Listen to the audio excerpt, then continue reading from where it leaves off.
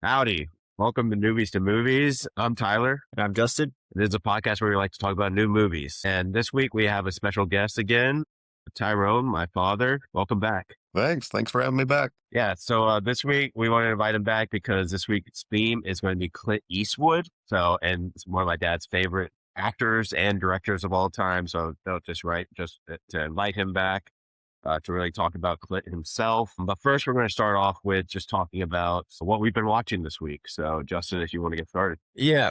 I texted you earlier this week. I watched a short film on Netflix called The Singers. I thought it was pretty great. It was only about 18 minutes long. Kind of just talks about, how music brings people together and kind of ends with them in a bar coming together instead of fighting over dumb things, coming together over the power of music, and then realizing they got to go out to the real world, the kind of dreadful world they live in again. The director did a great job at casting. He found a bunch of viral social media singers and kind of put them all in, let them all shine in their own way. And I think the Australian voice winner was in it too, I found out this week, which is pretty neat. Yeah, that sounds cool. It's also like a short film, so I probably will check it out sometime this week. It doesn't seem like a super long watch. It's always interesting because most artists these days do come from some type of social media. Like they either get big on YouTube, TikTok, Instagram, and then from that become big and then go on something else. So it's really interesting that they just went after that as well. What about you, Dad?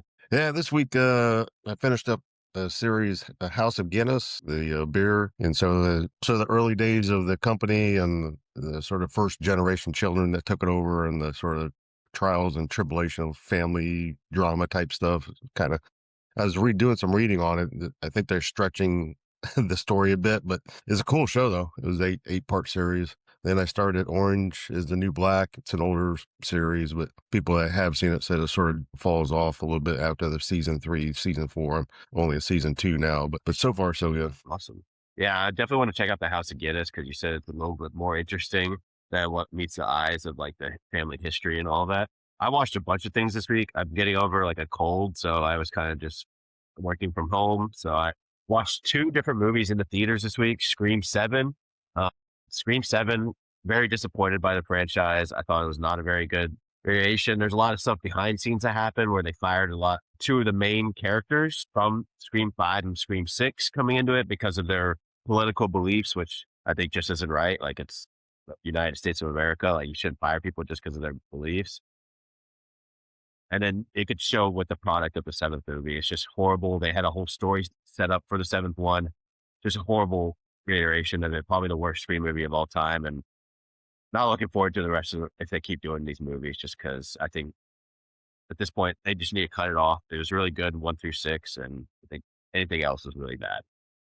I also watched Crime 101, the new movie with Chris Hemsworth, Mark Ruffalo, Halle Berry. Really interesting movie. I enjoyed it just to see Chris Hemsworth do something different than Thor, and then see Mark Ruffalo do something different as well.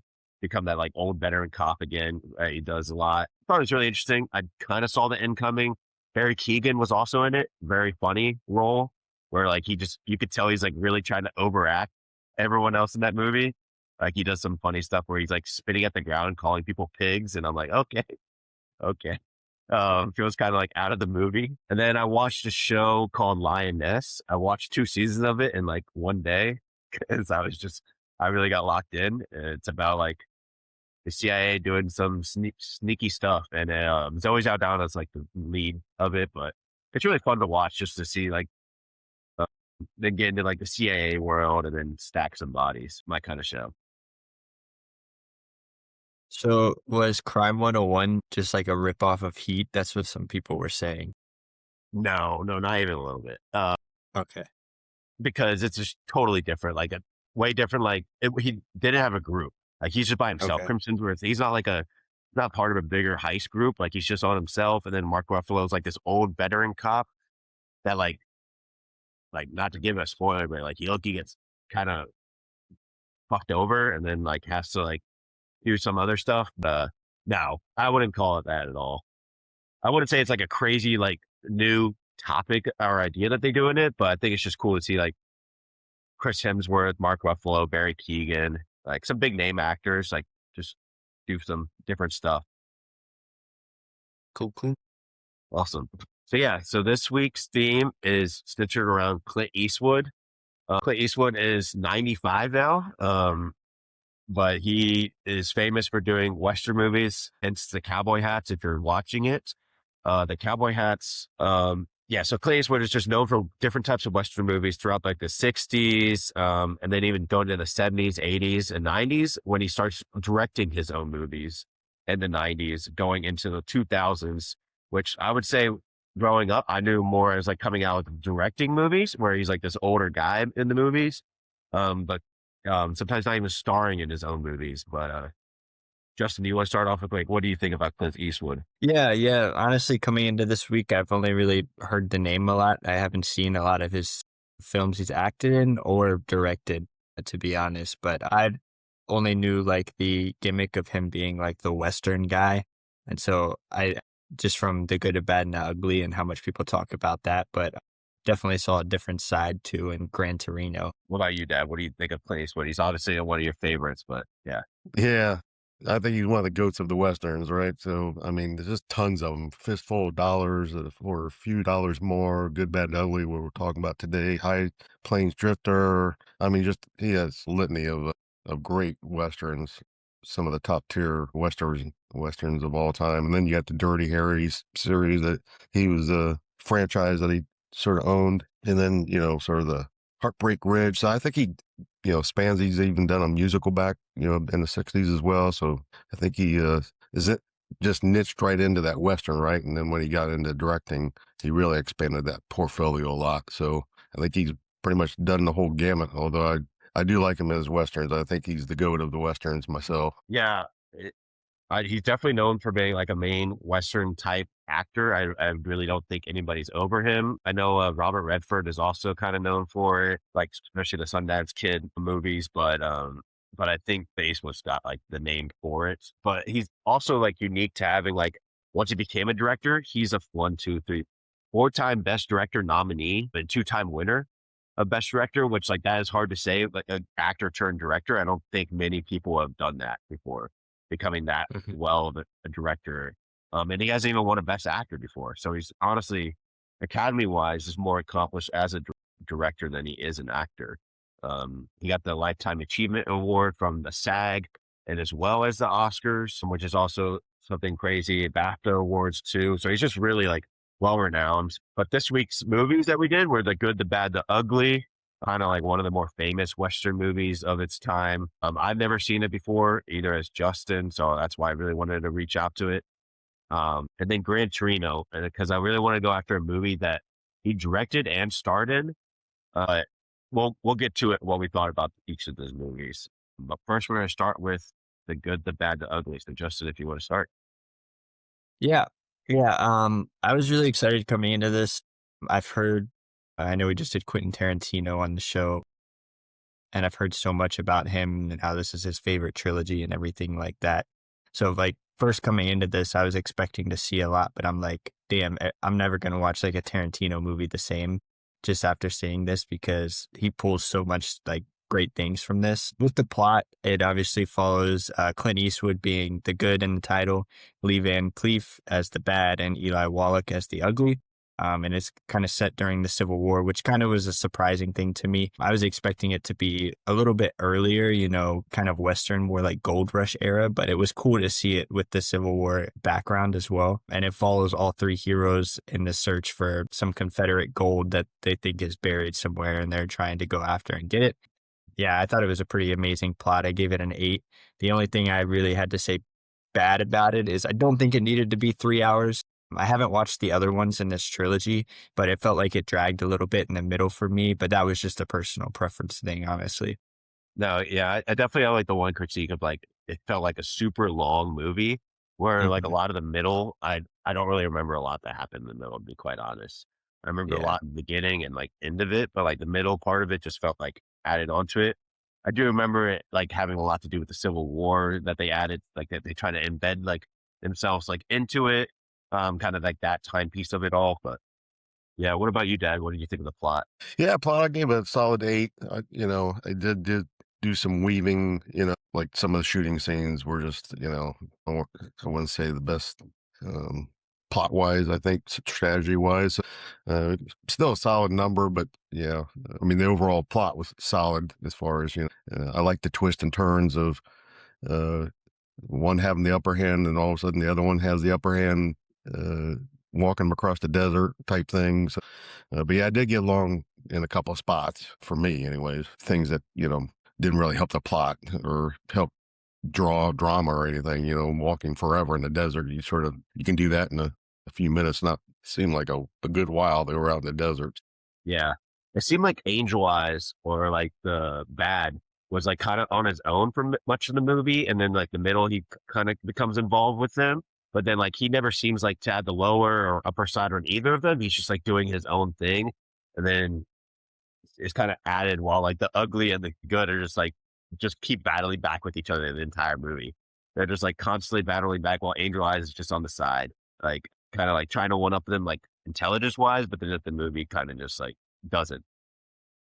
Yeah, for the while there, I was like, you ever going to see that character again? All of a sudden, then he comes back in. But so yeah, Yeah. it's like he's gone for a while. You don't know what's going on with him, and so yeah. The kind of getting into that with the characters, I gave it a 9. I thought the characters were pretty great. It was interesting to see them, kind of openly described as their character traits in the beginning, right, with the good, the bad, and the ugly.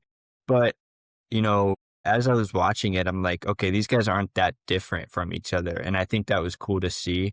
Just the small little title cards in the beginning in front of them kind of told us all we needed to know about what perspective we should have on these characters. I mean, really up into the end, Blondie and Tuco, they basically had kind of the same story arc. It was just on how they reacted to things because Tuco was kind of goofy all the time and Blondie was very stoic and, just kind of going with the flow kind of guy. So really up until the end, they all kind of had the same story arc going on. And in that final moment, it kind of told everything you need to know about the characters. Yeah. Yeah, I definitely agree. I think I just imagine like when they were casting for this, be like, oh yeah, you're gonna be the ugly guy. Like you're gonna be called the ugly. I thought that like, dang, these other guys gonna be called the good, the bad, and then you're gonna be the ugly guy. That's your go to. But not Tuco was probably my favorite character just because he was the more wild one and would have like some more crazy lines, and then also would just kind of unhinged at some points, while like the other two were like try to keep themselves self control more like normal cowboys are. Or Tuco is just like this wild like cowboy. Yeah, I gave a solid 9. I thought the characters were great. Tuco was my favorite too, especially when he ran into his brother, the priest, and sort of added some dimension there to that character. So yeah, I thought the characters were really solid. And then for cinematography, I gave it a 10. I thought it was such great cinematography, especially understanding for its time. Very extreme close-ups, and it was really neat to see how they expanded out to the wide shots a lot of times. And just very intense, suspenseful showdowns. I know the shootouts themselves were a little bit corny, but it looked good. So I don't think it took away from it too much. And most of this was filmed in Spain, which I'll get into set design, but I found that really interesting. It made it look really gritty and kind of dark atmosphere. Yeah. It's pretty known on this podcast that Django's like my favorite movie of all time, and you could just see like the direct like straight from that kind of like taken from it, like Django, like Quentin Tarantino clearly took a lot from this movie and like different kinds of Western movies for this. But you could clearly see with the close-up shots, like they're zooming in, like the stare downs and letting like the scene itself breathe. I thought was really cool with the cinematography, and then even like the far out shots from doing it. But while they're shooting, it like you see them shoot, and then it zooms in on like what they're shooting, or like the hat flipping off. Seems very cliche or kind of extra, but that's like what makes a Western movie so, especially a spaghetti Western, so unique. Yeah, I gave it a 10. I thought it was, setting the tone, almost the future state of way Westerns were shot, some of those close-ups and stuff, and the lighting, not just close-up, but the way the lighting, one of the scenes just where the Angel Eyes comes into the home of family members and he's getting ready to kill him, just the facial expressions and the way they got up close and the lighting was fantastic. Yeah. Getting into dialogue, I gave it a 9. I thought my favorite line was from Clint Eastwood's character.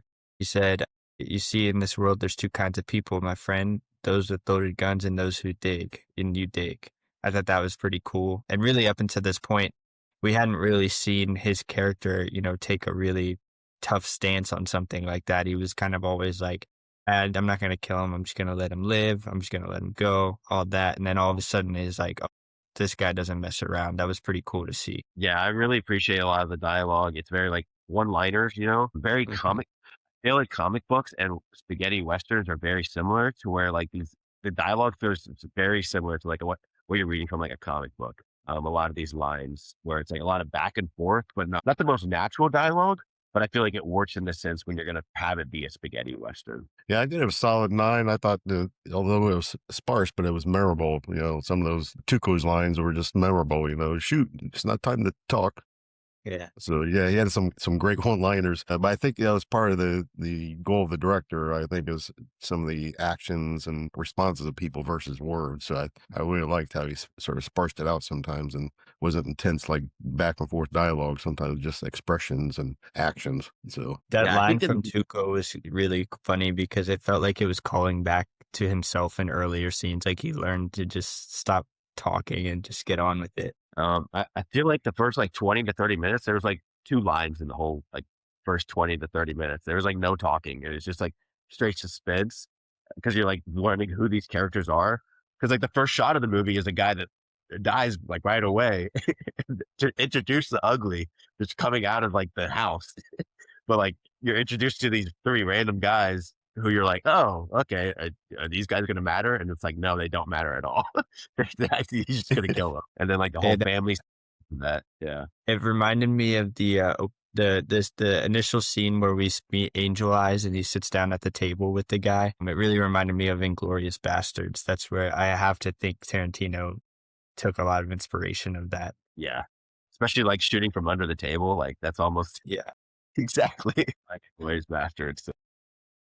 For set design, I gave it a 9. Really gritty, really realistic. I found it so interesting that it was filmed in Spain. I mean, I know they have some deserts and hills out there. I just felt like such a big world. Like it felt like out west in the US. It never felt like any of the same sets were reused or anything like that while they were traveling, which was cool, especially in a smaller country like Spain. But yeah, definitely really good job at the set design, and it made me feel pain for the characters, especially Clint Eastwood, having to walk through the desert and sitting out there, his face all scarred up, sunburnt. I thought it was really well done. Yeah, it's so interesting that you bring that up just because spaghetti westerns are meant to be in Europe and all that. But like, again, it looks straight up like the West of the United States.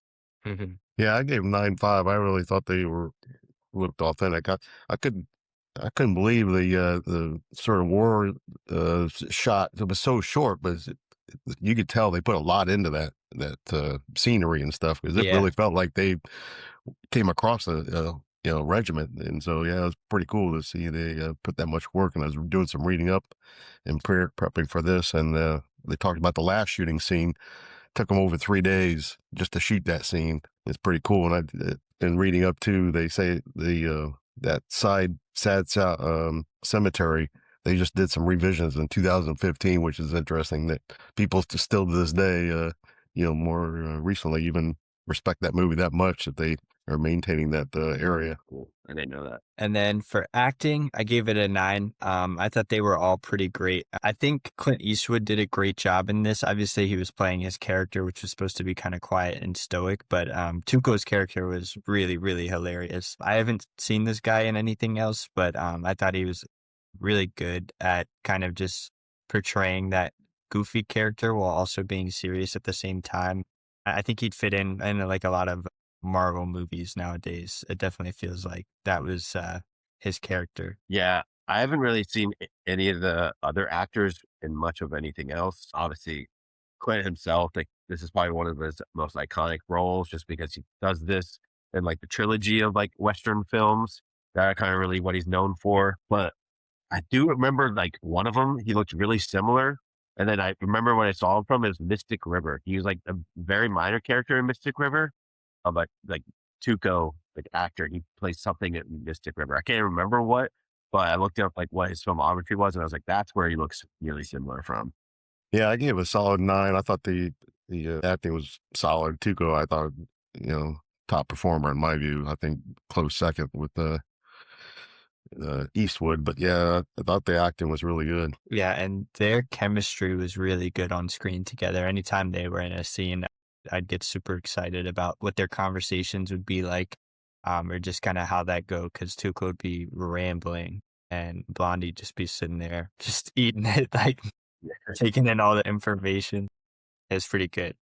Yeah, it's interesting that this movie didn't really get any love as far as like the awards wise, but it's still like recognized as like one of the 100 best films of all time. It really makes you think of like what the Academy and all that back then, but it was probably like because it was filmed in Europe and it was spaghetti western, they probably like weren't recognizing it as like award worthy or something. And then now it's like probably one of the most famous movies from that time. So Yeah, they said they had a $1 million budget for the movie, and it came out. I guess it grossed around 38 million, which in these days dollars like $300 million, right? So yeah, huge box office success. So yeah, it's just quite interesting that just it wasn't really that like impactful awards wise. Yeah. But that says more about like younger Eastwood just wasn't really recognized. And then that I think once he became a director, that's why the Academy started recognizing him because they recognized their mistakes earlier in his career. And then for directing, so help me out a little bit here. This was the last movie for the trilogy, right? But it's supposed to be kind of a prequel to the trilogy. yeah, Okay. So yeah, I haven't seen the other two yet. But obviously he made this after A Fistful of Dollars and For a Few Dollars More. Very gritty style, very intense focus on, a few characters, which I love when movies do that. I mean, you can have a lot of characters in a movie. It doesn't make it a good movie. You got to make sure that these characters are built up well and they carry through their character arcs really well. And I think everybody did in this story. And I gave it a 9. Yeah, I think this movie was very well directed. And yeah, it makes me want to check out the rest of the trilogy. I haven't watched the rest of the trilogy, but this makes me want to watch the others, which is quite interesting that it is since like it's like kind of like a prequel to him. So it makes me, yeah, definitely want to reach out to all that. yeah, I gave it a solid 9. I thought, again, in some of my earlier comments, I like the spacing, maybe a little bit too long in certain parts, but that's more of the editing side of the house. But the visual and the storytelling, I just thought was flawless. I thought it was a really good job telling the story and, you know, weaving in and out, but keeping to the core of the plot. I thought it was really good. So Ty, you got to tell me, is Tuco in the other movies too? No. So Damn it. his character's only in this one. I like Tuco. So soundtrack, I think this was one of the best parts of this movie. I gave it a 10. Such iconic sounds, such iconic sound effects, a really good score. That scene where Tuco's kind of running through the field and the music comes over. I think it's like Ford Truck Month commercial today, Yeah. but still, it's such a great score and such an iconic score just for some idiot running around just filled with greed, trying to find his gold. And I've heard so many of these sound effects used in so many other movies nowadays, which is so cool to see and kind of get passed down through the decades. Yeah. The soundtrack is so iconic. Like every time like it was cutting to Clint Eastwood or like just like some like high tense scene, it was like the same sound. But then like that running scene, I was like, where's the Ford truck at? Where's the truck at? Wait a second. Because I never saw it before, so I didn't really expect that to come out of nowhere. And I was like, I recognize this sound. But yeah. Yeah, I gave it a solid 10 too.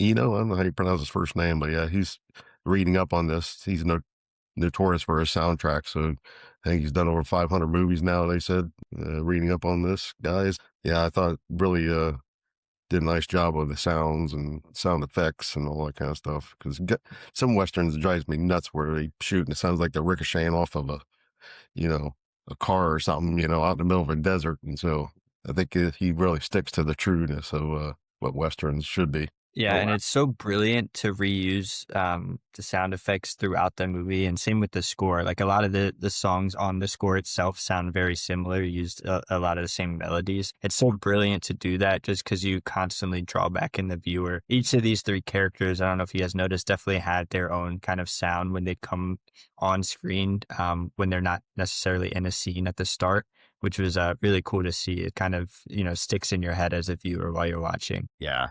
It is such interesting. I'm looking up the guy that made the score now, and he actually scored The Hateful Eight from Quentin Tarantino, and that was his first Oscar. which I think is Yeah. quite interesting. That I bet Tarantino was just so hyped to finally get him for one of his movies. Like he's probably so old at that time, but he's like, please do this. And then he ended up winning his like only because he got an honorary award like 8 years earlier in 2000, and then won an actual like Oscar for like like the original score for The Hateful Eight, which I think is quite interesting that he did it with like Tarantino, who probably like looked up to him so much and used a lot of his score. And then getting into theme, I gave it a 10. I think another great part of this, again, I was fully coming into this just expecting like a gold rush Western. So you have those themes, right? That you're going to get greediness, kind of that moral ambiguity of being a cowboy. But then you have it on this backdrop of the Civil War and them having a moral line. But then you see these soldiers also have a moral line. You're seeing these kind of war themes that we still see today, that like there's good people dying on both sides regardless of the war. And I think it was so interesting for the cowboys to then notice that as well, and then kind of just turn around and just shoot whoever, like gunslinging, like no issues. I'm like, why do they care about these people dying?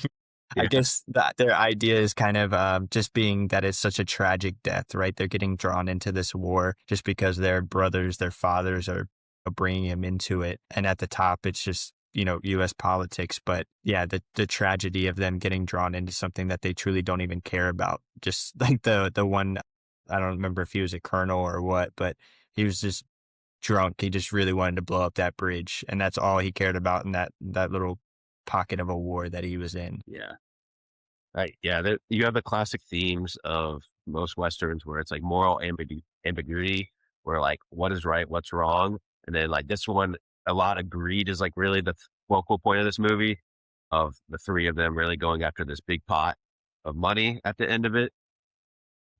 But then it adds like different context with the wars and like understanding that it's different from most Western movies, to where you have the classic themes and then they go down that line. This one also has like some different subcontext that dives into those, which I think is quite unique from most Westerns. Yeah, I gave it 9.5. I really liked the exploration of morality, greed, and the whole survival thing, both of them. And I think at the very end, it's just interesting that these guys could kill anybody at any time for pretty much anything, but Yeah. they couldn't come up to the level of killing each other, which I thought was ironic. Which at the very end, you thought for sure you're just going to leave them on the rope, and ends up saving them. So just draws you into that sort of relationship that they couldn't kill each other just because their friendship was sort of under that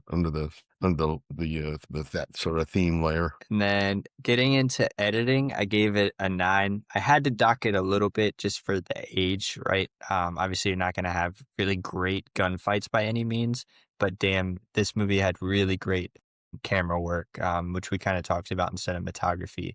Just that the scale of the movie, really close zoom in shots to really wide shots that made you feel like you were in such a different world.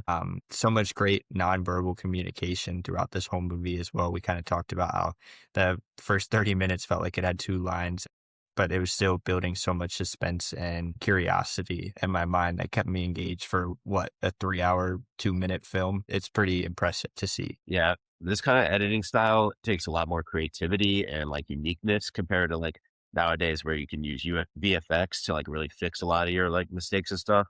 While this reminds me of like watching back to like the Fablemans, where it like cuts to like doing very unique stuff while film working to be able to like do shootout scenes, especially for Westerns. It just reminds me of like, that's probably what they were doing in the back room to make this not look too cheesy. 'Cause that's like what like Westerns are kind of known for. Sometimes it can be a little bit too cheesy to the point where it's like, it looks really bad. I feel like this is like a very unique case to where I didn't really feel the cheesiness in this film as much as I look back at some other Western films and see it.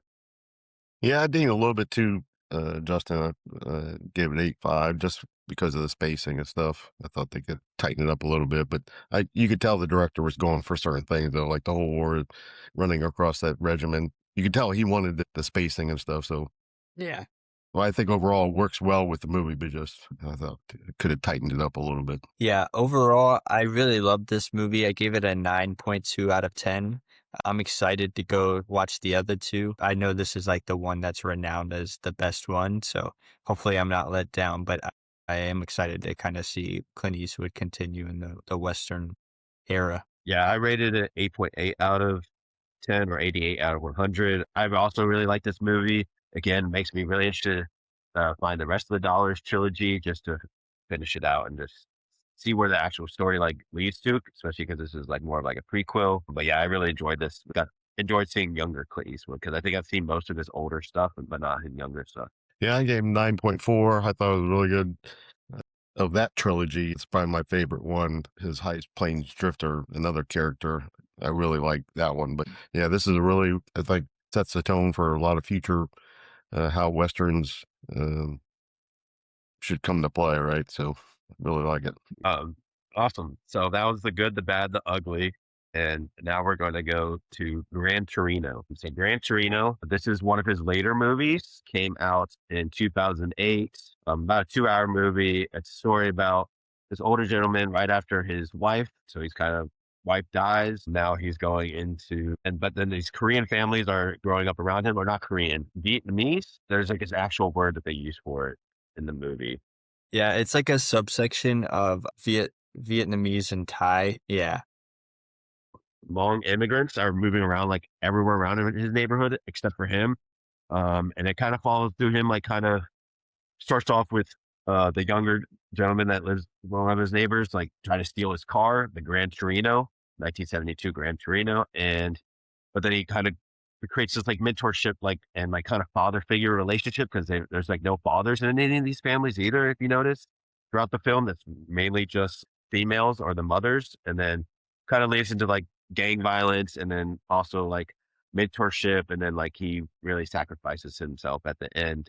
For the plot itself, I gave it 9 out of 10 because I thought it was really interesting to go after this in a point of like, he was from the Korean War. There's like clearly a lot of PTSD from that war, and like didn't like what all he did there, but he had to do it for survival. And then he kind of comes back into it with like kind of relinquishing his like guilt and his sins from his past through this immigrant family and really caring for them. And then at the end, really sacrificing himself.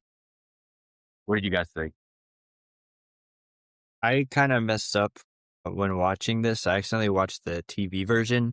So every cuss word was instantly swapped out for like crap and shoot. And it was, yeah, it was like really bad. And the voices were not going along to it at all. And it sounded like somebody else picked up the line. Like it sounded like it switched it into somebody else. They definitely didn't call anybody back to like re-record clean lines. So yeah, I kind of messed up a little bit, but I could kind of get a sense of what they were saying. With that said, damn, does he cuss a lot in this movie and grunt? Oh my God, he's grunting a lot in this movie. He's just like, I don't know. To me, the plot kind of felt hallmarky. I kind of talked to Ty about this last night. I know I was supposed to wait for the show, but it felt like a Hallmark movie to me in the middle of Detroit with a really angry old grunting man. Just didn't do it for me. I'm sorry. I gave it a 7.5. I thought it was solid. It's more of a character-driven story, about aging and cultural differences, and you definitely can latch on to the story pretty easily, right? It's not something that's going to throw any curves or something. It's pretty much the way you saw him from the opening scenes to the way he ended. You could tell he's, developing a little bit out of that character, which is refreshing to see, right? He was learning. It wasn't totally a jerk where he wasn't going to develop at all. So that was nice to see throughout the plot. Yeah, I think the reason why I like the plot a lot is because it does shine the light on like immigration, like families coming from an area where like they don't really have a choice. He's like, well, why are you guys even here and all this kind of stuff? And it's like, well, we actually don't have a choice. Like we had to be here. I think it really shines a light on that fact as well. And then also like him coming to own up to the fact that like not all, because right at the beginning of the movie, he's like thinking all Asian people are the same. And then he kind of realizes that's not even close to true. And he kind of relinquishes like that guilt in himself. Getting into the characters, I gave it a 7 out of 10. I really liked Eastwood's character and Tao, but everyone else for me would just seem very superficial. I didn't really get a lot from the other characters in this movie. Like you had the gang that they didn't really like dive deep into like were they forced in the gang? It seemed like no, they were just like bad people. I'm like that's why I wanted going after it, and like kind of like the hallmarky like characters like you mentioned, Justin. But yeah, Tao's grandma was my goat, dude. She even up until the last couple minutes of the movie, she was screaming at him. I thought that was hilarious. She was like, "Nah, I know about you, white boy. Like, you ain't coming around here messing with my family." Yeah, I gave a 7.5. I thought there was wasn't a lot of complexity, behind the characters. Although I think they did grow a little bit in each their own way, especially with the tragedy of the girl getting raped and beaten up and stuff. So added some complexity to the characters there. But for all intents purposes, there was not a lot of complexity, which I like to see uh, in these kind of movies if it's going to be a character type driven movie. Yeah. Yeah, and then getting into cinematography, I gave it a 6 out of 10. I don't think there was anything really unique about this movie. It looks a lot like his other directed movies. I would say there's no like unique close-up shots or anything like that. You could tell he's found his art form, especially like cinematography wise and directing wise. And then like throughout this movie, he's just following exactly that and not going outside of it. Like after watching $1 Million Baby, seeing Mystic River, seeing Unforgiven, seeing all those kind of movies, you can see he's not going out of his like comfortability with this film, and it's just nothing unique compared to a lot of his other ones. Yeah, it just felt like really muted and gray. Like I know you're trying to do like a Detroit, like really impoverished neighborhood, but like some color would have helped out a little bit. It just felt like really bleak to me, which was fine. I know it's a little bit older too, but I definitely see what you're saying. I haven't seen any of his other directed movies, but I've seen like clips and trailers and stuff. So I definitely know what you mean. That same kind of vibe to it. Yeah, I gave it a 7. I thought it was fine. I don't know if there wasn't any like kind of dimensions to the shots or anything. It was just pretty much just people walking or people sitting. So it wasn't a lot of complexities. Just Yeah. gave it a straightforward 7. Yeah, I definitely think that he was just a little bit more comfortable with this movie. Like directing wise, he wasn't just trying to go after. I think he was more so going after the story of it rather than like trying to do something crazy. But getting into the dialogue, I gave it a 5 out of 10. Like you said, there's a lot of grunting, a lot of old manisms in this film. He's definitely playing like "get off my lawn" kind of guy. I mean, he said that in the film. But then it gets a little bit more complex. My thing is like, I don't know, this could to get into the acting, but I feel like a lot of the lines from a lot of like the Hmong immigrants and including Tao were just not delivered the best, in my opinion. I don't know if it was like they were trying to go after the language barrier, but like just a lot of the lines seemed very like superficial and not very deep. And I feel like it was written to be a little bit better portrayed than it was. I just feel like a lot of the lines just didn't hit for me like they probably should have. Yeah, I get that. I was sitting there for about the first hour and I'm like, why does it feel like everybody's about to cuss and then nobody cusses? And then I realized, and then I was like, oh, they probably are just letting things sling in this, but I just wouldn't know. Yeah, that was your first mistake. Now, most of his directed movies, there's a lot of cussing, so like you Yeah. definitely do not want to watch the TV version of it. So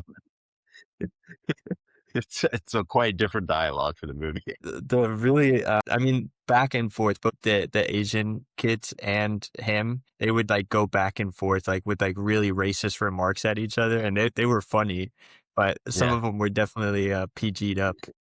Yeah.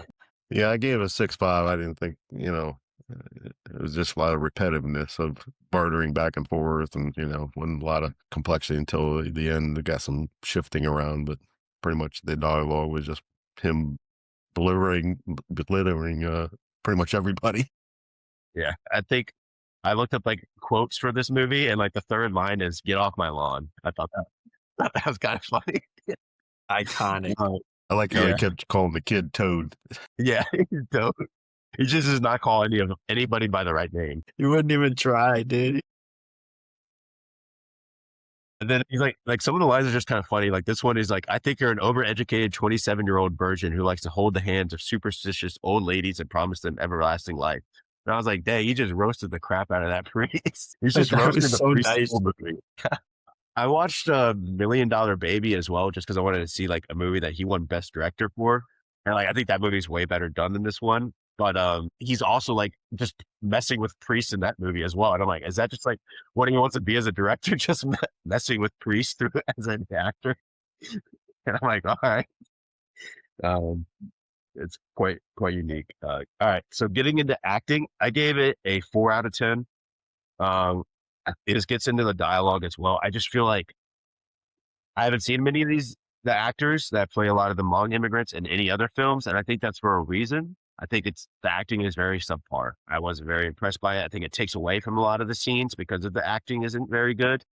Yeah, I don't want to hit on it too hard, but I just think the acting really took away from a lot of this film. Yeah, dude, them and his actual family was like so corny. It was like really cringeworthy. Like his actual granddaughter, she'd be like, "So, Grandpa, where'd you get this cool car?" And I was like, Yeah. "Who talks like that?"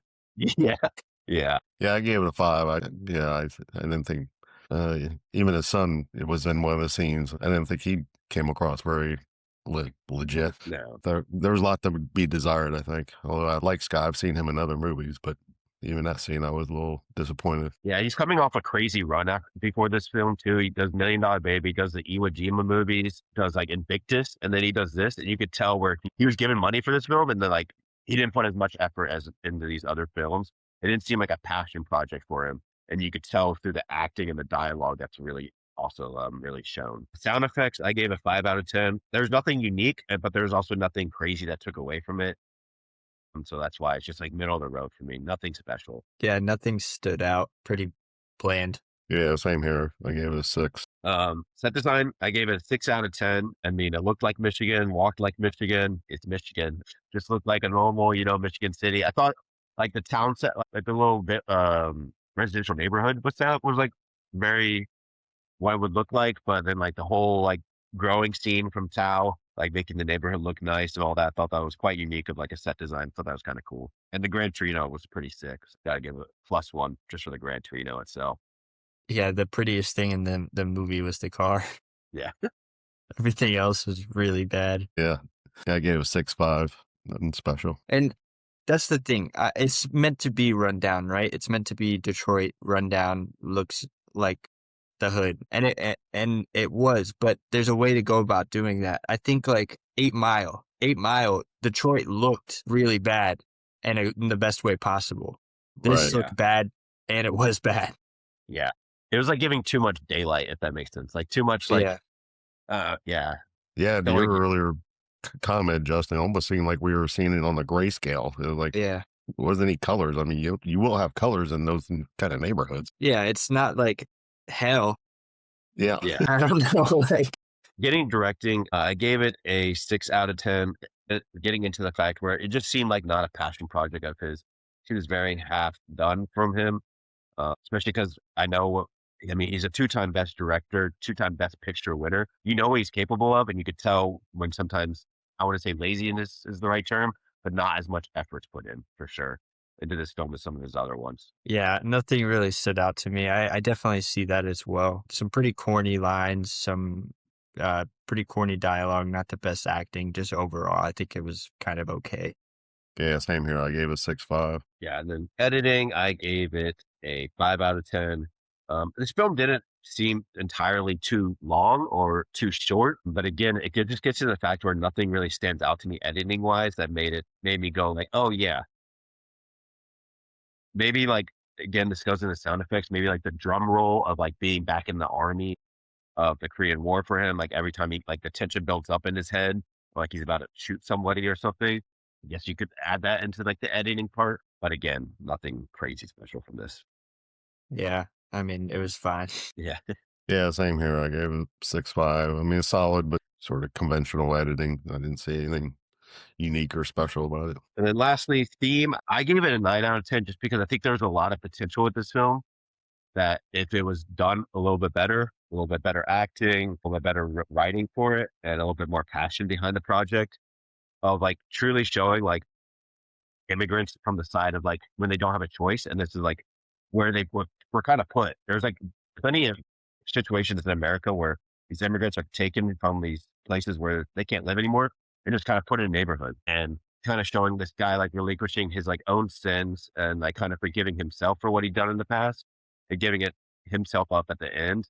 There's just so much potential in this where I really like the themes of the movie, just not done the best. Yeah, I think another big one is kind of the evolution of masculinity right through like a man's life. He kind of starts realizing fast that he has to take a back seat on things. And, a lot of times that's really hard on men, but he learned in a really great way while also like overcoming his prejudice and everything like that he has going on. That was like a good part of the movie. Yeah, I highly rate the theme and messaging.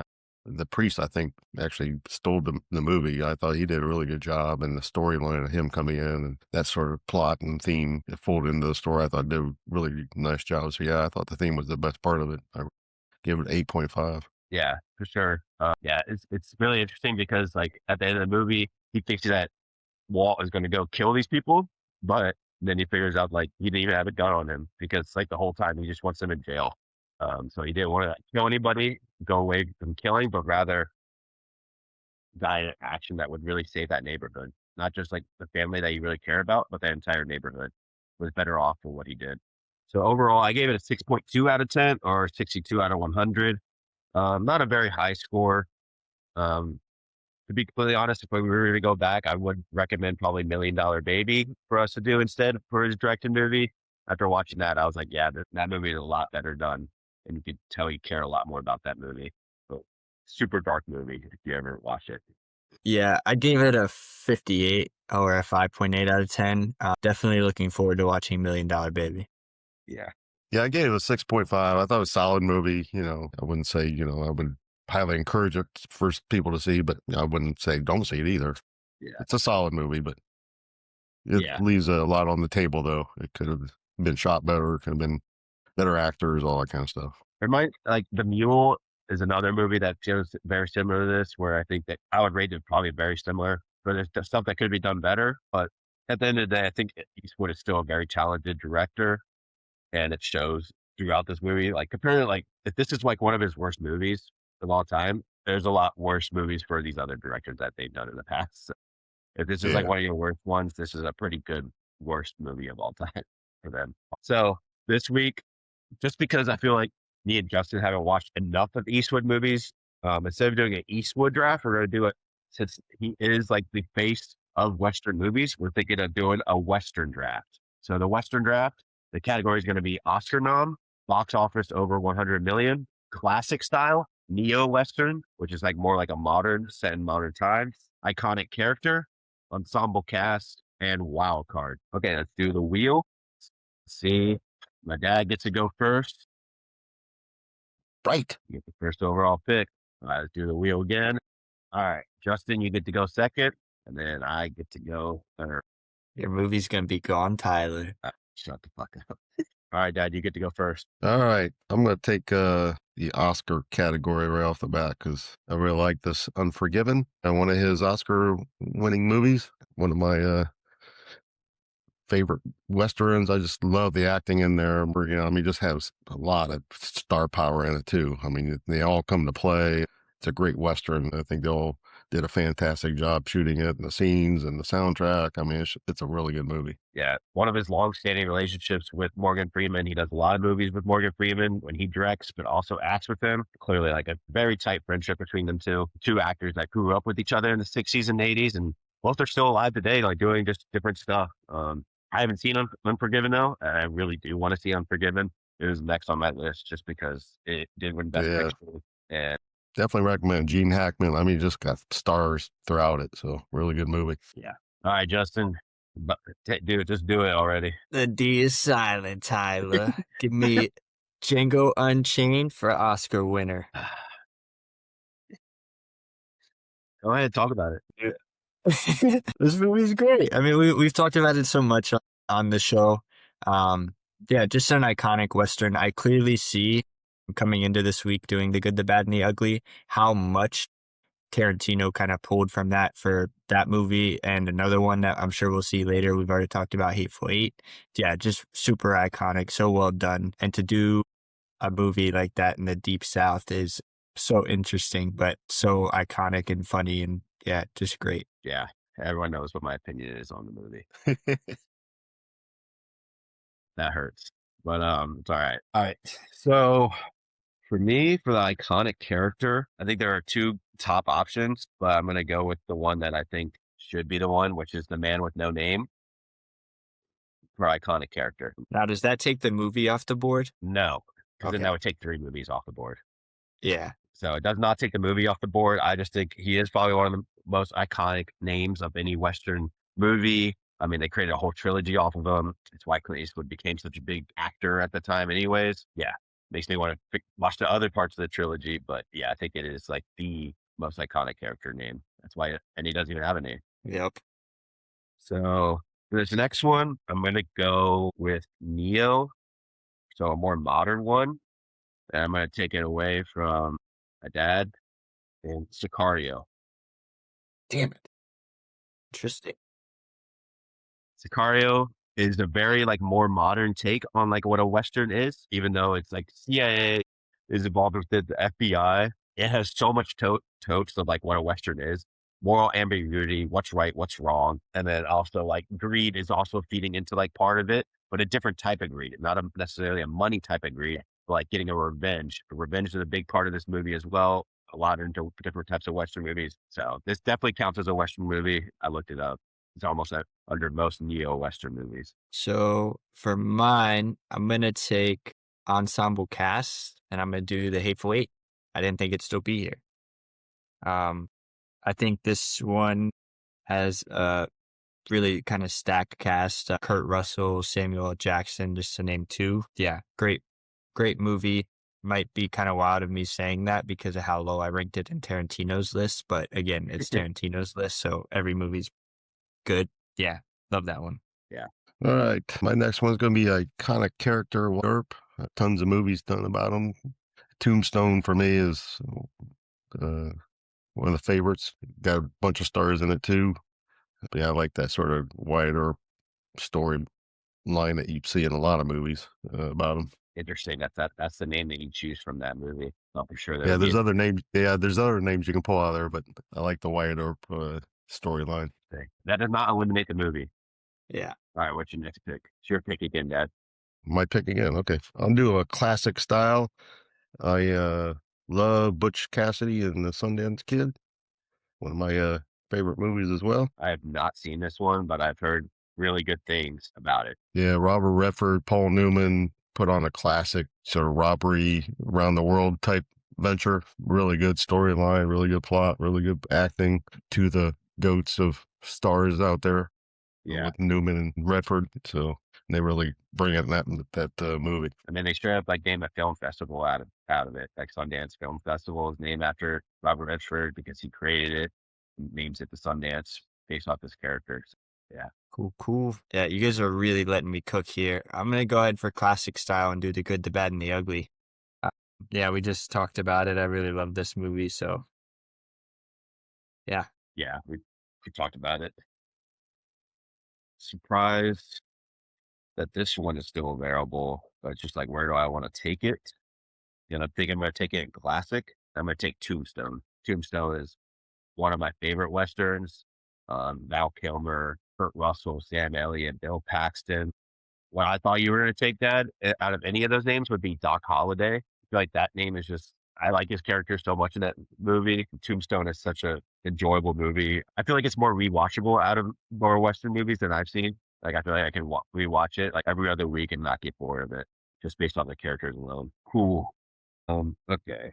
So I guess for an Oscar winner, I'm going to go with No Country for Old Men. Damn it.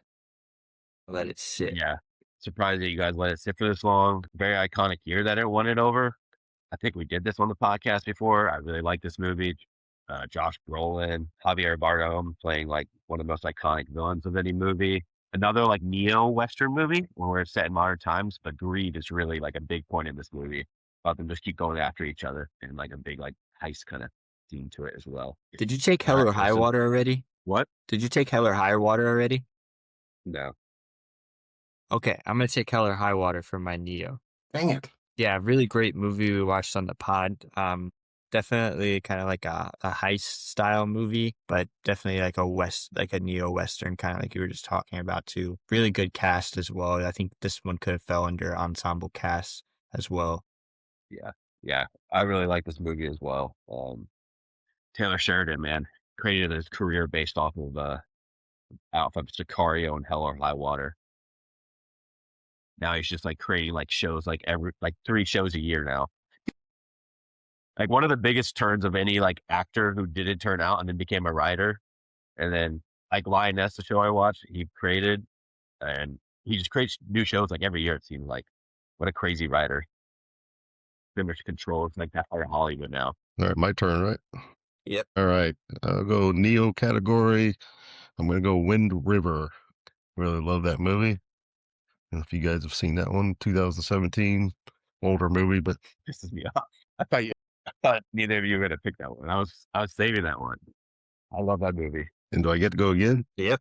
All right. For the over 100 million category, Magnificent.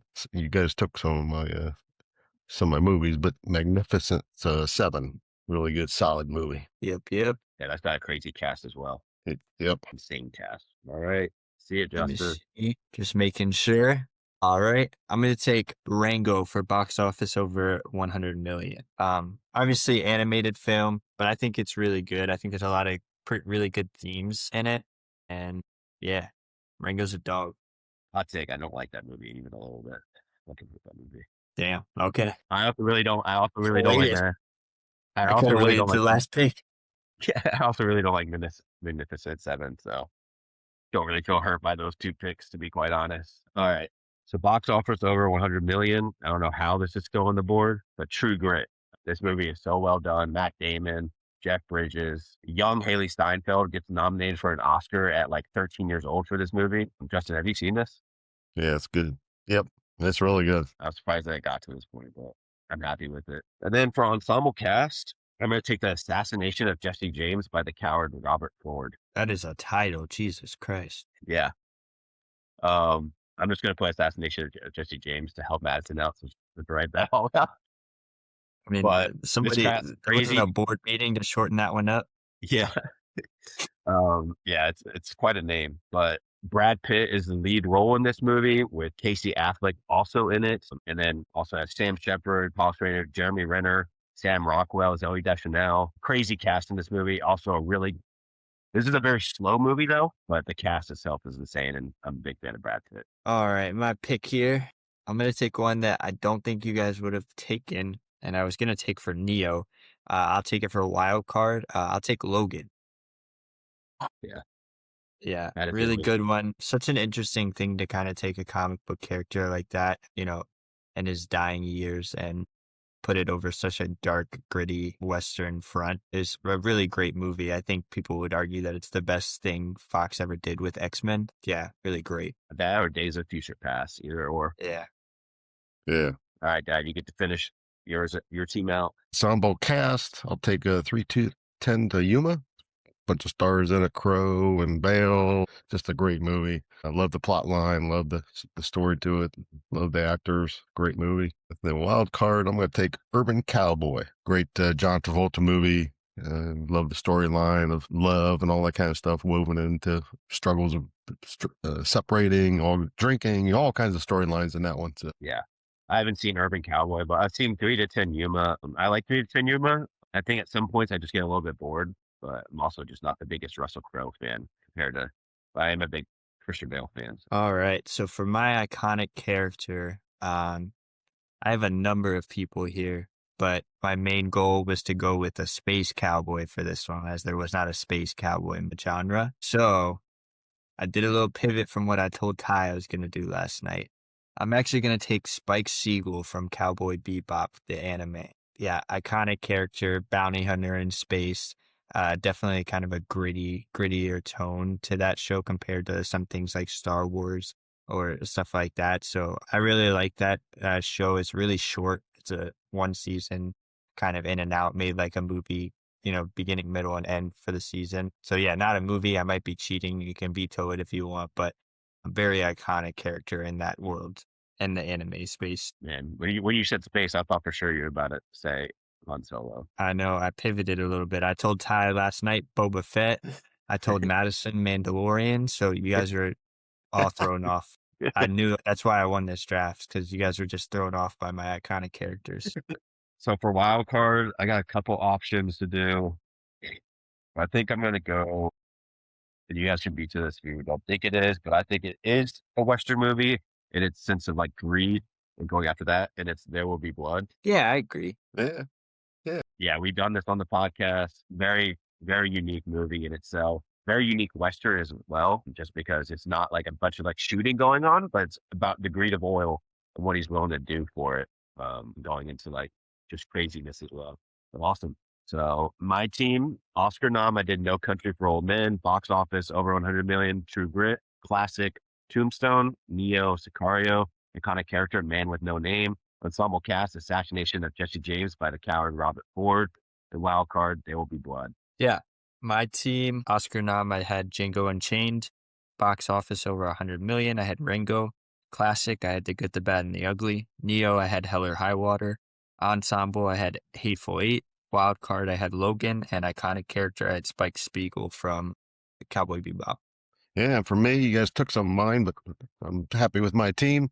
Iconic character, I had Wyatt Earp. Oscar winner, I had Unforgiven. Over 100 million, Magnificent Seven. My classic, Butch Cassidy and the Sundance Kid. The Neo was Wind River. Ensemble cast is 310 to Yuma. And my wild card is Urban Cowboy. All right, Dad, I got two questions. I guess it's 7. Is it the new one or the old one? The newer one, Okay.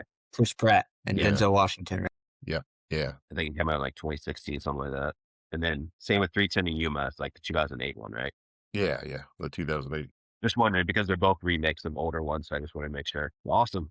Well, thanks for coming on again, Dad. Hope you had a fun time talking about one of your icons, Clint Eastwood. No, I really enjoy the podcast. You guys I see you guys went over the 30 mark, so you guys are doing some great work. So appreciate it, and like reading all the interesting comments you guys get too. Those are fun to read. Yeah. Especially like then some of our takes, like one of the ones most recently about Wuthering Heights, got some hate for that. Just like to double down on that actually, because everyone that's read the novel says that it's like 40% of the novel, not a good adaptation. Everyone that watches them or has read the novel says that the movie sucks. So read the novel, actually respect what it's coming from, what it's originated from, and yeah, it's still a romance film. So I'm doubly down on my take. Wuthering Heights sucks. Tell him. Hopefully you guys enjoyed this. See you guys next week. See ya.